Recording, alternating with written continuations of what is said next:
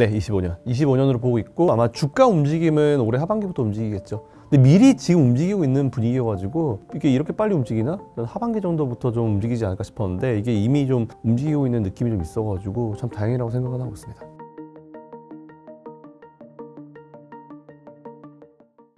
네, 반갑습니다. 저는 김선영의 이클래스라는 유튜브를 운영하고 있고요. 여기저기 방송 많이 나오고 있습니다. 뭐 저의 투자 경험이 조금 기간이 좀 있어가지고 저의 노하우를 조금씩 알려드리기 위해서 열심히 활동하고 있는 김선영이라고 합니다.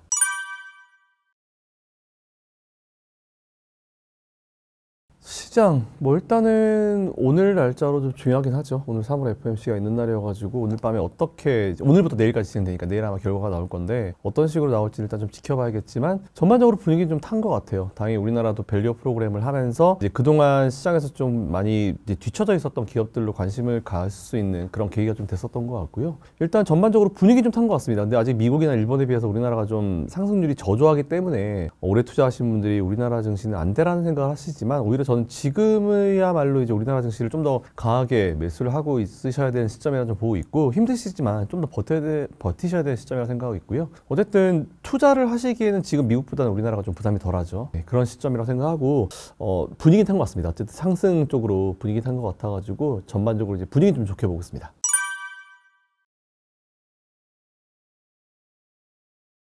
2차전지요? 2차전지는 사실은 몇 주 전부터 지난번 아마 출연했을 때도 말씀을 드렸었던 것 같은데 2차전지는 이미 바닥을 잡았었다라고 말씀을 드려왔었어요. 그리고 이제 매수하실 분들은 매수해보시라고 말씀을 드렸고 오히려 손실이 좀 높게 잡으신 분들 뭐 마이너스 30% 40% 되시는 분들도 비중이 적다라고 하면 비중을 좀 늘리시는 방향도 괜찮고 비중이 높다라고 하시면 좀 버티셔야 될 시점이다 라고 말씀을 드려왔는데 최근에 다행히 이제 원자재 가격이 좀 올라오면서 조금 주가도 좀 올라오고 있는 것 같습니다. 뭐 제가 봤을 때 지금 바닥이냐 아니냐 여기서 올라오냐 안 올라오냐 이런 얘기들이 좀 많긴 한데 제가 봤을 때는 바닥은 잡은 것 같고요.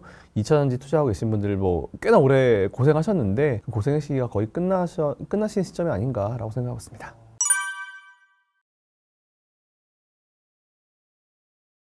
최근에 뭐 사실 2차전지는 이미 이슈 가지고 오르기에는 조금 그렇죠. 이미 워낙 이제 큰 업종이 돼버렸고 이제 시장을 이끄는 업종이 됐기 때문에 예전과 같이 뭐 테마성으로 보기에는 좀 너무 무게감이 좀 생긴 것 같아요. 그래서 일단 사실 지금 이슈를 기다리는 이유가 너무 오랜 기간 동안 주가가 밀려 있었기 때문에 턴어라운드 할 수 있는 그런 이슈를 기다리고 있는 것 같은데 오늘 아침에 테슬라 사실 저는 테슬라를 좀 되게 중요하게 보고 있거든요. 아무래도 테슬라가 전기차 1위 기업이고 지금 현재 중국 기업과 치킨 게임을 하면서 계속 이제 가격 낮추는 경쟁을 하면서 시장 점유율을 싸고 있는데 오늘 테슬라가 모델 Y 모델의 가격을 올리겠다라는 얘기를 하면서 테슬라 주가가 6% 넘게 올랐거든요.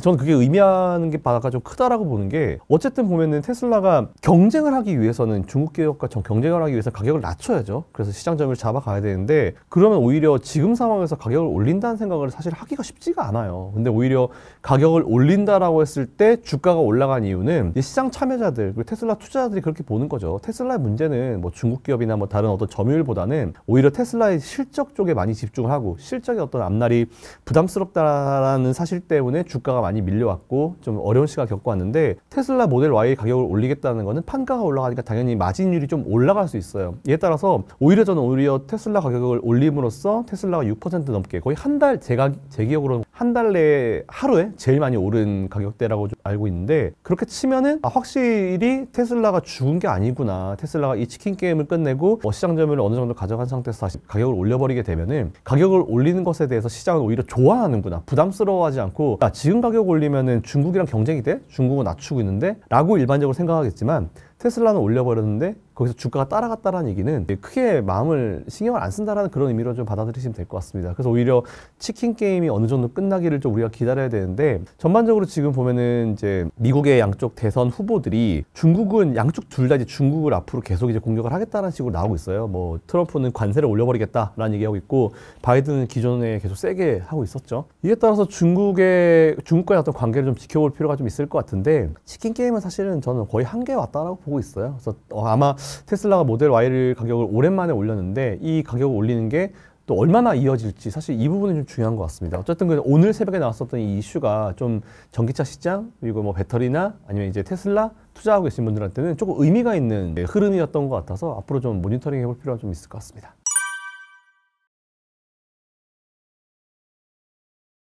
사실 그동안 실적이 안 좋았던 빠졌던 게 맞는데 우리가 전 보통 이런 얘기를 많이 해요. YOY의 함정에 빠지지 마라. YOY는 결국은 2년 전 실적, 3년 전 실적과 비교하는 게 아니에요. 그러니까 작년 실적이랑 비교하는 거거든요. 근데 작년 실적 되게 잘 나왔잖아요. 21년도에 엄청 잘 나왔잖아요. 근데 엄청 잘 나온 거랑 당연히 그 이후에 원자재 가격이 좀 내려오면서 이제 실적이 안 나올 수밖에 없는 상황이 만들어진 거죠. 그러다 보니까 되게 잘 나왔을 때랑 나의 전성기와 지금을 비교하면은 그 전성기 이상의 전성기를 찍지 않는 이상 다 안 좋게 나오는 거잖아요. 그래서 저는 오히려 매출은 계속 잘 나오고 있었는데 그동안은 이제 원자재에 들어간 비용이 너무 컸기 때문에 문제가 좀 있었던 부분인데 최근에 원자재 가격이 다 안정세를 찾고 있죠. 그러면서 이제 당연히 그동안 원자재가 비쌌을 때 배터리 가격도 같이 올라왔잖아요. 비싼 가격에 팔았죠. 근데 원자재 가격이 떨어지니까 배터리 가격도 그만큼 내려야 되는 게 정상인 것 같고 그래서 오히려 지금이 2차 전지 시장이 좀 무르익는 구간이라 보고 있어요.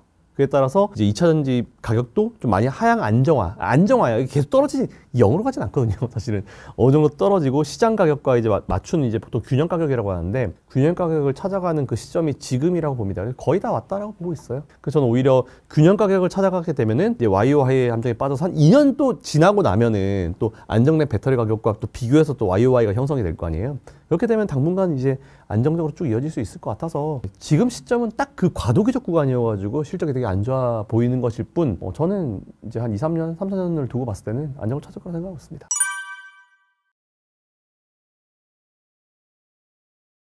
네, 25년. 25년으로 보고 있고 아마 주가 움직임은 올해 하반기부터 움직이겠죠. 근데 미리 지금 움직이고 있는 분위기여가지고 저는 이게 이렇게 빨리 움직이나? 저는 하반기 정도부터 좀 움직이지 않을까 싶었는데 이게 이미 좀 움직이고 있는 느낌이 좀 있어가지고 참 다행이라고 생각은 하고 있습니다.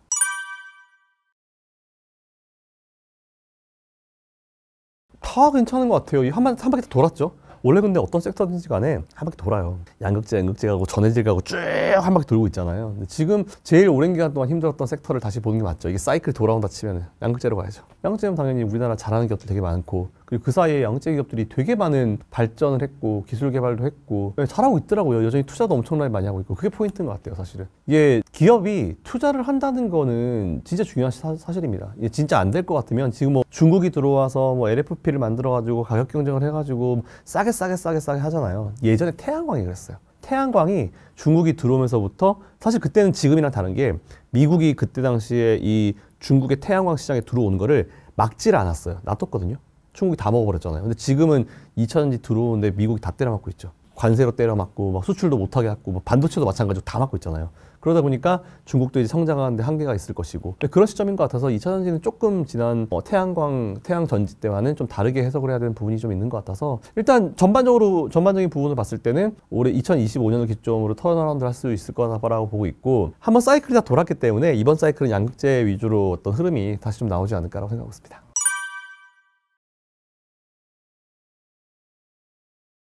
지금 보면은 거의 이게 미국이 때리고 있긴 하지만 미국이 우리 편 들어 이런 식이잖아요. 우리나라도 미국 들어갔고 뭐 다 지금 미국 쪽으로 다 들어가고 있어요. 이 사실 뭐 중국, 뭐 러시아, 북한은 모르겠어요. 모르겠고 그 친한 친구들. 근데 그 친구들이 뭐 해봤자 얼마나 하겠습니까?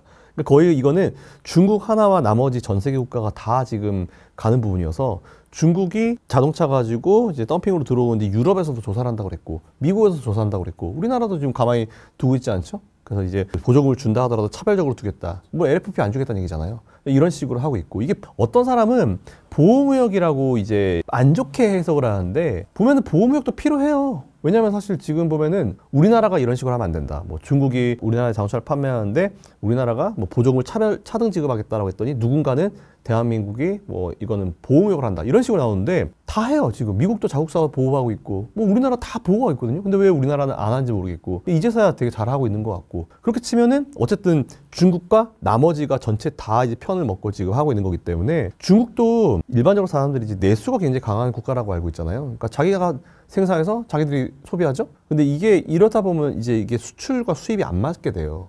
어쨌든 해외로 팔아가지고 수출과 수입을 맞춰야 되고 그리고 사실상 이제 사람들이 잘못 알고 있는 게 중국이 전 세계에서 내수가 제일 강한 시장이라고 알고 있는데 사실은 미국이에요. 미국이 압도적으로 내수가 강한 시장이거든요. 그러니까 어쨌든 우리나라도 미국에 팔아야 되고 중국도 미국에 팔려고 해야 되고 하다 보면 근데 중국이 지금 미국에 아예 판매를 못 하고 있는 상황이잖아요. 그러다 보면 중국이 언제까지 자국 내에서 소비를 하고 끝내겠냐고요. 그러다 보면은 뭐 자국 내에서 소비하려고 하면 당연히 달러 못 벌어들이고 계속 중국에서만 소비한다 치면은 자기들끼리 결제하는 거 위안화로 할 텐데 위안화를 언제까지 찍어냅니까? 그럼 위안화 가치는 폭락해 버릴 거고. 그러니까 한계가 있을 거예요. 그러니까 결국 달러를 쥐고 있는 미국이 이제 지금 상황에서 강한 모습을 보일 수밖에 없는 상황이고 미국뿐만 아니고 나머지가 다 편을 먹고 있기 때문에 중국은 한계가 있을 수 있을 거라 보고 있어요. 근데 오히려 이게 바이든이 되느냐, 정통 정치인 바이든이 되느냐, 아니면 사업을 좀 하는 트럼프가 되느냐, 이것 따라 다른데, 어떤 분들은 트럼프가 되면 조금 이 분위기가 사업가니까 좀 중국이 좀 미국한테 줄 걸 주면은 좀 분위기를 풀 거다라고 하는데, 사실상 미중 무역 분쟁을 처음 시작한 건 트럼프거든요. 트럼프가 시작을 했어요. 멱살잡이를 시작한 거거든요. 바이든 좋은 거 배웠죠. 트럼프한테. 이런 상황이기 때문에 어떤 대통령이 된다 하더라도 중국과의 관계가 쉽게 나아질 거다라고 보진 않아요. 근데 뭐 지금이 거의 최악의 상황이기 때문에 뭐 중국도 열심히 돈 붓고 있잖아요. 자국에 돈 붓고 있고 미국은 좀 더 바짝 엎드려라 이런 걸 원하는 것 같은데 어느 정도 시점이 지나고 나면은 분위기가 조금만 개선된다 하더라도 이제 중국은 분위기가 좀 살아나지 않을까 싶어가지고 일단 당분간은 뭐 압도적으로 밀릴 수밖에 없는 그런 상황이긴 하죠. 별 수 없을 것 같아요.